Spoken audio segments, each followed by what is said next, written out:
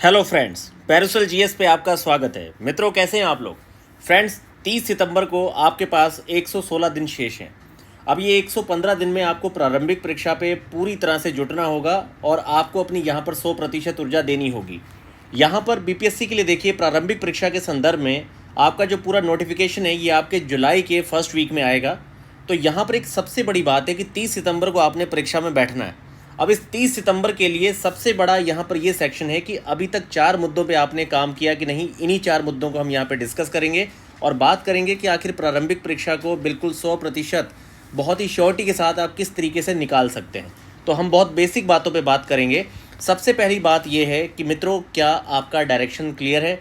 क्योंकि सबसे पहली जो चीज़ यहाँ पे आती है वो आपका डायरेक्शन आता है। तो यहाँ पर मैं सबसे बेसिक 4 मुद्दों पे बात करता हूँ प्रारंभिक परीक्षा को लेके, वो आपने अभी तक स्टार्ट किए कि नहीं किए। सबसे पहला मुद्दा जो यहाँ पे हम स्टार्ट करते हैं, सबसे पहला यहाँ पर है मित्रों, सबसे ज़्यादा बेसिक जो है वो है आपका डायरेक्शन। यहाँ पर सबसे पहले हम लोग डायरेक्शन पे बात करते हैं कि डायरेक्शन के लिए सबसे ज़्यादा ज़रूरी जो है वो है आपका प्रीवियस ईयर क्वेश्चन।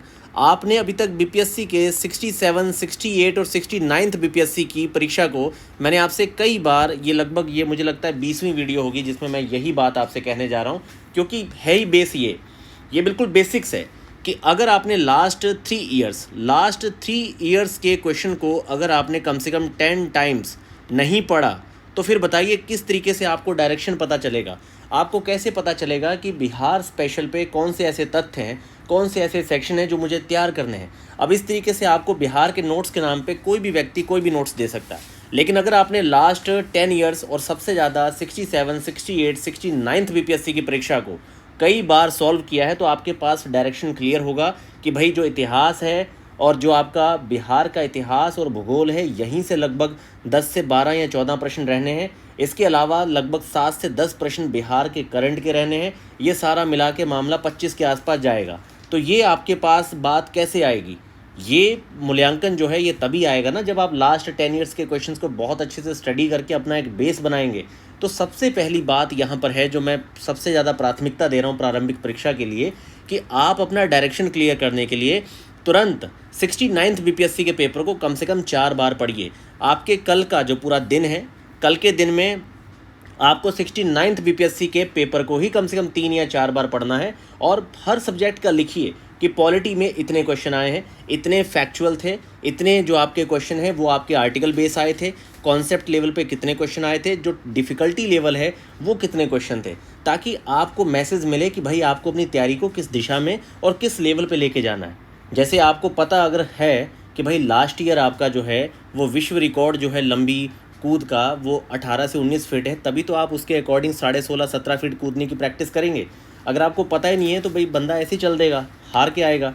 तो ये सारे बेस आपको समझने होंगे, इसीलिए लास्ट 3 ईयर्स के क्वेश्चंस को कम से कम भी आपको 4 टाइम या 10 टाइम्स पढ़ना है। तो सबसे पहली बात मैं यहाँ पे करूँगा कि डायरेक्शन आपका बिल्कुल क्लियर होना चाहिए और आपको अब कम से कम 8 से 10 घंटे पढ़ना चाहिए, ठीक है? क्योंकि अब आपके पास समय बहुत सीमित है और ये दिन कम होते जाएंगे। पिछले 30 सितंबर से इस 30 सितंबर के बीच में 365 दिन थे। 365 में से आप 116 को घटा दीजिए, आपके पास सामने एक आंकड़ा आ जाएगा जिसमें आपने कितना तैयार किया ये आप जानते हैं। बहुत सारे विद्यार्थी पूरा नोट्स बना के मेंस तैयार कर चुके होंगे, प्रारंभिक परीक्षा के स्तर पे काफ़ी सॉलिड होंगे, लेकिन अब आपको देखना है कि आप कहाँ पे खड़े हैं। ये जो आप शब्द है इसमें कोई भी व्यक्ति शामिल हो सकता है जो इस परीक्षा का फॉर्म डालता है। अब आगे बढ़ते हैं मित्रों दूसरे वाले पॉइंट पे। सेकंड पॉइंट ये आता है कि भाई यहाँ पर आपको कंटेंट क्या पढ़ना है, कौन सा ऐसा कंटेंट है जो यहाँ पे आपको फॉलो करना है। तो कंटेंट के लेवल पे देखिए, यहाँ पर जब प्रीवियस क्वेश्चंस को लास्ट 10 ईयर्स के, मतलब 10 ईयर्स में इस सेंस में कह रहा हूँ कि यहाँ पर परीक्षा जो है वो क्रम में होती है। तो मान के चलते हैं कि आपने यहाँ पर 56 और 59 जो आपकी बीपीएससी की परीक्षा एक साथ हुई थी, यहाँ से उठा के आपने अब तक की 69 बीपीएससी तक की टोटल जो परीक्षाएँ हैं, इन सारी परीक्षाओं के 10 ईयर्स के क्वेश्चंस को बहुत अच्छे से स्टडी किया है। इस स्टडी के लेवल पे आपको एक कंक्लूजन मिलता है कि भाई यहाँ पर जो इतिहास है थोड़ा अच्छे लेवल का पूछा जाता है। साइंस थोड़ा जब स्टार्टिंग में आया था 67 बीपीएससी में तो एनसीईआरटी की लाइन बाय लाइन जो था एनसीईआरटी पूछा गया था। इस बार थोड़ा बेसिक साइंस के साथ साथ इन्होंने साइंस टेक वाला करंट सेक्शन काफ़ी अच्छे से पूछा है। तो यहाँ पर आपके सामने हिस्ट्री, यहाँ आपके सामने साइंस, यहाँ पर आपके सामने बिहार का जो स्पेशल है और उसके साथ करंट अफेयर, ये आपके सामने 4 शब्द निकल के आते हैं। ये जो आपका 4 शब्द हैं आपने इन्हें बहुत ध्यान से देखना है। देखिए, इतिहास हो गया, साइंस हो गया, बिहार स्पेशल हो गया, करंट हो गया। ये 4 ऐसे सेक्शन हैं जो आपके 125 क्वेश्चंस को कवर करते हैं। बाकी 25 क्वेश्चंस में आप मान के चलिए कि लास्ट ईयर वैसे यूनियन बजट और इकोनॉमी सर्वे के प्रश्न ज़्यादा पूछे गए थे। वैसे टोटल अप्लाइड सेक्शन का इकोनॉमी का 10 क्वेश्चन के आसपास रहेगा और बाकी सेक्शन आपके जो हैं थोड़े बहुत क्वेश्चन मिक्स होंगे, जैसे ज्योग्राफी वगैरह के कुछ क्वेश्चन आ जाएंगे लोकेशन बेस पे।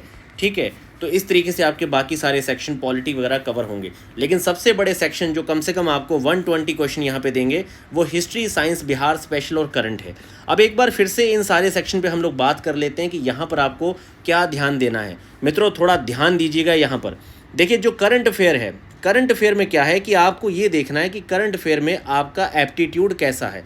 एप्टीट्यूड की बात मैं इसलिए कर रहा हूँ कि कई सारे ऐसे स्टूडेंट हैं जो डेली न्यूज़पेपर पढ़ते हैं।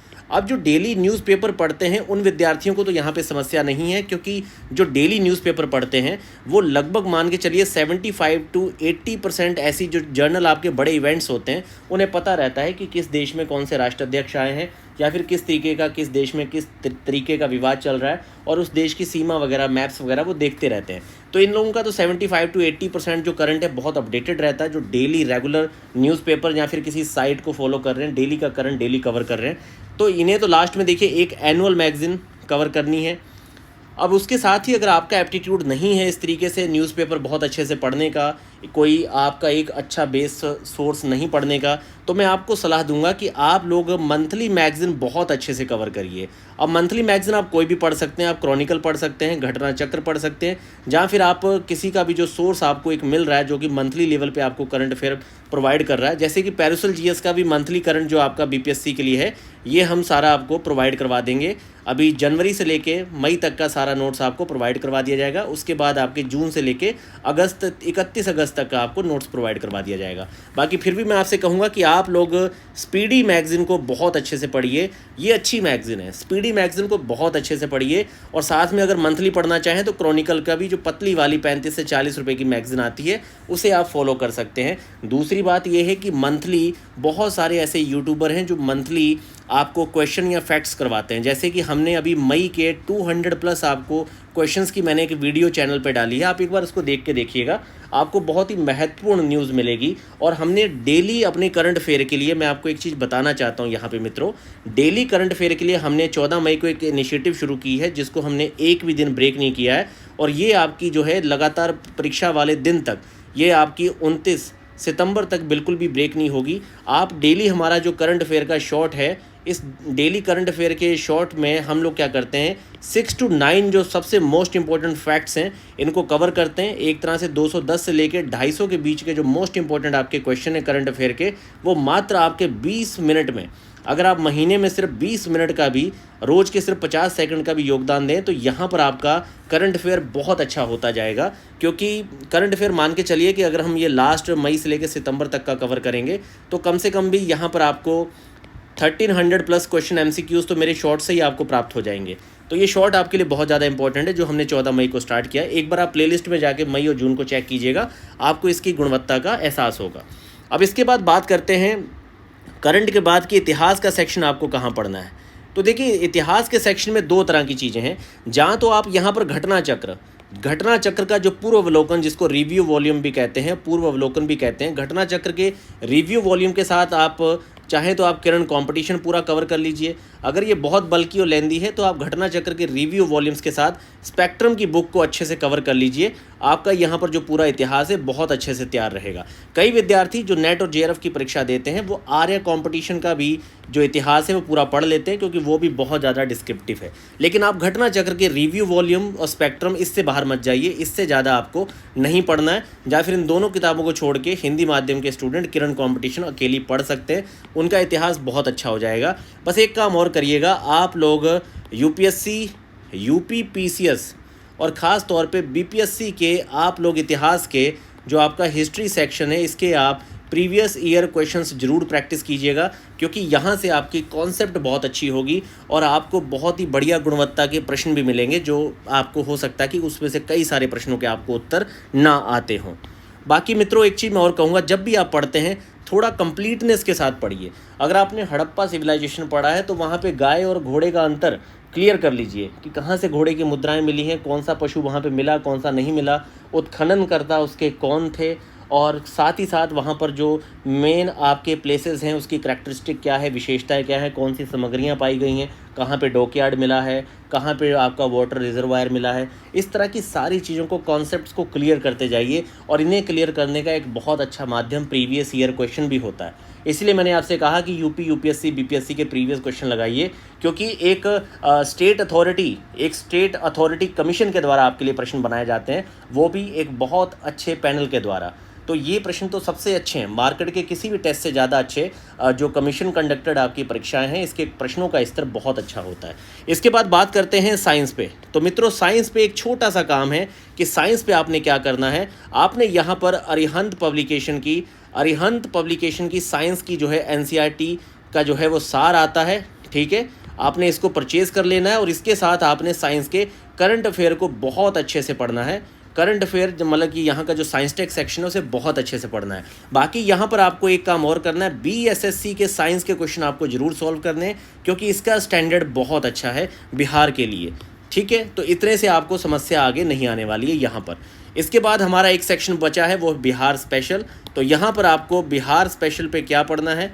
तो मित्रों, बिहार स्पेशल पे आप सबको पता है एक ही किताब है सबसे अच्छी, वो है इम्तियाज़ सर की किताब। तो इम्तियाज़ सर की किताब को आप डिस्क्रिप्टिव वाली किताब को पढ़िए, और अगर आपने इसको प्रैक्टिस करना पहले से कई बार पढ़ चुके हैं तो आप इसकी ऑब्जेक्टिव किताब भी पढ़ सकते हैं, जो कि बहुत अच्छी है। तो ये 4 बड़े सेक्शन आपके यहाँ कवर हो जाते हैं। इसके अलावा पॉलिटी, ज्योग्राफी के लिए मैं आपसे कहूँगा कि ज्योग्राफी में तो आप कुछ मत करिए, आप लूसेंट के 35 से 40 पेजेस पढ़ने के साथ साथ आप ऑक्सफोर्ड का जो एटलस है उसे उठाइए, और इसकी मैप रीडिंग बहुत अच्छे से कर लीजिए, क्योंकि लोकेशन बेस पे जो क्वेश्चन 3 से 4 आएंगे आपसे गलत नहीं होंगे। तो आप ऑक्सफोर्ड के एटलस की मैप रीडिंग के साथ साथ आप लूसेंट से ज्योग्राफी का सेक्शन पढ़ लीजिए, और लूसेंट आपको वैसे भी पढ़ना ज़रूर है। एक चीज़ मेरी बहुत आपको मैं इंपॉर्टेंट बात कहना चाहूँगा कि कम से कम आप यूपीएससी, क्योंकि इकोनॉमी सर्वे पे बहुत अच्छे क्वेश्चन देता है, आप यूपीएससी के इकोनॉमी के, हिस्ट्री के, पॉलिटी के और ज्योग्राफी के, ये चारों सेक्शन के, एनवायरनमेंट के भी, ये 5 सेक्शन के क्वेश्चन जरूर बहुत अच्छे से पढ़िएगा। ये आपको बिहार के अगला जो आपका 70 बीपीएससी की परीक्षा है, निश्चित रूप से आपको काफ़ी बड़ा लाभ फ़ायदा पहुंचाएगा। मित्रों, लास्ट बात, सबसे बड़ी बात यार, औसत अपनी निकाल लो। 8 से 9 घंटे की आपको औसत अपनी नहीं तोड़नी है। 8 से 9 घंटे की औसत पढ़ना ही पढ़ना है। अब आप जॉब कर रहे हैं, आप कोई प्राइवेट जॉब कर रहे हैं, आप काम कर रहे हैं, आपके ऊपर जिम्मेदारियां यार सब पे रहेंगी। आयोग में जब आप जाके परीक्षा देते हैं तो कोई नहीं पूछता कि भैया आप कितना आर्थिक कष्ट में हैं, क्या आपको समस्या है, स्वास्थ्य आपका कैसा है, गर्लफ्रेंड या फिर बॉयफ्रेंड छोड़ के चला गया, कोई नहीं पूछता। बस आपके सामने आपका पेन और परीक्षा में आपका पेपर है। जो डाटा लिखेंगे उसके लेवल पे मेरिट्स में मार्क्स आएंगे, और जितना अच्छा मार्क्स पाएंगे उतनी अच्छी रैंक आपको मिलेगी। आप जो डेली एडिटोरियल्स पढ़ते हैं, न्यूज़ पढ़ते हैं, डिस्कशन करते हैं, क्वालिटेटिव 3 से 4 टाइप के लोग आपके जीवन में हों जिनसे आप डिस्कशन करें। ऐसा नहीं कि वो हर बात पे आपसे नाराज़ होकर टहलें। आप अच्छा अपना एक सर्कल बनाइए, उनके साथ संवाद कीजिए, ठीक है, ताकि आप अपने आप को मतलब थोड़ा एक्सट्रोवर्ट टाइप का बढ़िया अपनी पर्सनैलिटी, व्यक्तित्व को तैयार कर सकें। क्योंकि आपको देखिए, आज सिस्टम में रह के ही काम करना है, समाज में रह के काम करना है। तो अपना एक बहुत अच्छा शेड्यूल बनाइए, एक बड़ा अच्छा अनुपात लेके चलिए, निश्चित तौर पे आपको सफलता मिलेगी। बाकी मित्रों, पैरासोल जीएस पे जो करंट अफेयर की इनिशिएटिव हमने शुरू की है, आप एक बार मई और जून की हमारी प्लेलिस्ट जो शॉर्ट्स की है जरूर एक बार चेक करिएगा। और इसके साथ ही मित्रों, बीपीएससी की प्रारंभिक परीक्षा पे जल्दी एक बहुत डिस्क्रिप्टिव, कम से कम भी 45 to 50 टेस्ट का एक शानदार शेड्यूल बना के हम जल्दी उपस्थित होंगे। लेकिन अभी उस पर बड़े लेवल पे काम चल रहा है। पहले आप लोग अपना एक आउटलाइन बना के अपनी तैयारी को शुरू कीजिए, उसके बाद हम लोग बीपीएससी प्रारंभिक परीक्षा को फिर से एक बार अच्छे तरीके से शुरू करेंगे। बाकी मित्रों, इस स्ट्रैटेजी को आप फॉलो करिए, आप देखिए आपकी कमियां कहाँ पे है, निश्चित रूप से आप बहुत अच्छा करेंगे। क्योंकि देखिए, कोई भी बच्चा जो सिविल सर्विस का सपना देख रहा है, पक्का बंदे का विज़न क्लियर है, विज़न बड़ा है, जो उसने सिविल सर्विस को टारगेट रखा है। बहुत लोग पढ़ाई को 12th ग्रेजुएशन के बाद ही छोड़ देते हैं, लेकिन जो ग्रेजुएशन करने के बाद, अपनी क्वालिफिकेशन करने के बाद इस फील्ड में आके, मतलब सीधी बात है, तो वो व्यक्ति काफ़ी साहसी है। इसलिए आप साहसी हैं, ब्रेव हैं, पढ़ते रहिए, खुश रहिए, जिंदा दिल रहिए और मेहनत करते रहिए। निश्चित रूप से आपका सिलेक्शन होना है।